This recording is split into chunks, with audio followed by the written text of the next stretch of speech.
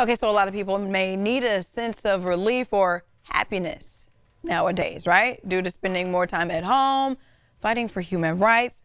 2020 has gotten off to a pretty rocky start. But joining us today to give us his take on how happiness or on happiness and how we can start to practice it ourselves is author and lecturer Dr. Tal Ben-Shahar. Thank you so much for joining us, Doctor. Let me make sure I got your name right. Did I get your name right? Correct me, please. You did indeed. Thank you. Very good to be here. Thank you. Thank you. Okay, so rather than engaging in the negative emotions, I do that from time to time. You advocate for more difficult strategies like practicing gratitude. I like the way that sounds, but how do we do that? Yeah, so the first thing we need to do during difficult times is give space for those painful emotions. Being frustrated, angry, sad, anxious. It's natural and it's good, and we need to embrace them rather than reject them. It's actually when we embrace these emotions that they don't overstay their welcome. After we do that, then there is certainly place and openness to gratitude. To distractions, positive distractions. They're healthy, they're important if we're to continue to go on and to deal with the hardship. Oh, wait a minute. I'm excited about this next question, just reading it. You feel that happiness should include scientific research. So it's not even feelings based. It can be fact based. How so?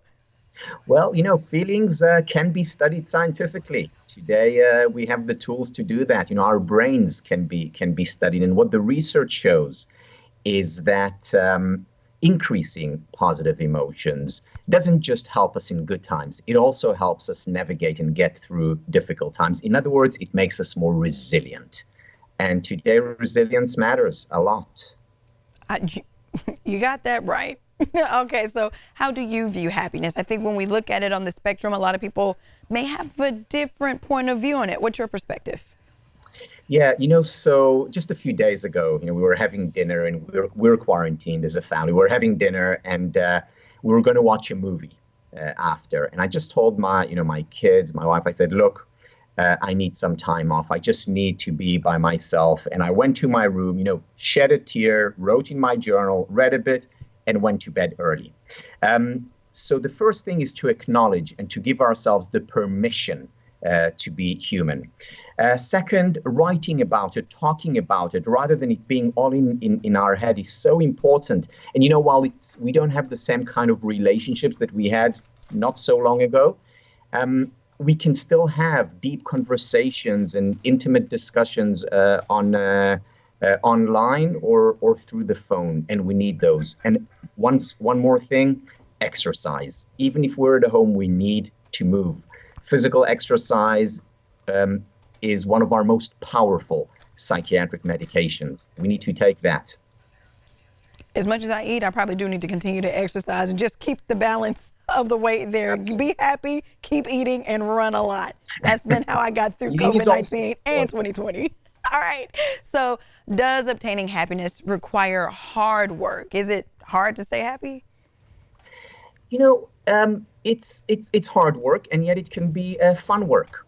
So, it's like acquiring any other skill. If you want to be a great pianist or, a good athlete, you need to practice. And the same with happiness. Now, that doesn't mean that the practice in and of itself can't be enjoyable. Speaking to my best friend and spending quality time with them, that's fun and it's good for happiness. But happiness just doesn't happen in and of itself. We have to work for it. You better preach. You sound like my preacher actually right now. You got to work for happiness. I appreciate you doing that right now. So you also believe in post-traumatic growth. I like that, but explain what it means.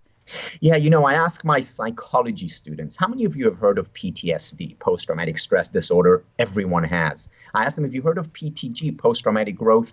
Very few, if any. And yet, there is potential for growth after hardship.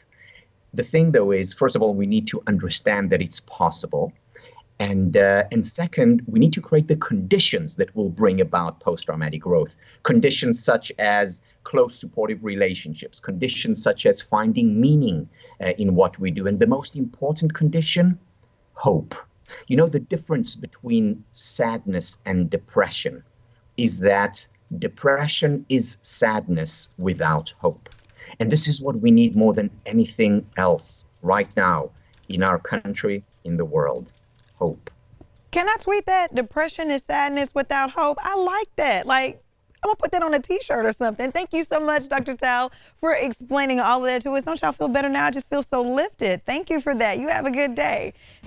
This interview involves commercial content. The products and services featured appear as paid advertising.